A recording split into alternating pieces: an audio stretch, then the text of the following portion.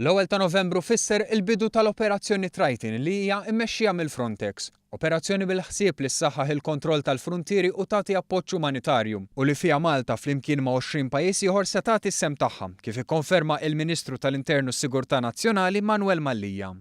Ġi deċiż u ġi maqbul li aħna qed nipparteċipaw b'żewġ dajes illi fil-fatt b'żewġ dajes li aħna qegħdin nagħtu għal dan is-servizz. Il-Ministru Mallija fakkar li l-Frontex m'għandix ajruplani u vapuri tagħha u għaldaqstant tiddependi minn dak li jissupplixxu il-pajjiżi li jieħdu sem.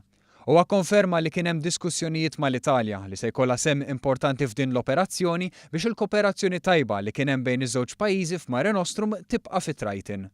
Il-Ministru żied jgħid li kif diġà ntqal Mare Nostrum se tkun imnaqsa u possibilment ftit xhur oħra tieqaf għal kollox. Importanti illi naraw kif ser jaħdem dan il-programm il-ġdid. Aħna tajna l-għajnuna tagħna l-Mare Nostrum, salvajna bil-forzi armati tagħna il-ħajja tan-nies u nispera li anka alla volja qed nitkellmu dwar borders, il-programm Triton jagħti wkoll dan is-servizz. Il-Ministru Mallija hawnhekk ħataf l-okkażjoni biex itenni r-ringrazzjament tiegħu lill-membri tal-Forzi Armati ta' Malta għall-ħidma li dejjem iwettqu.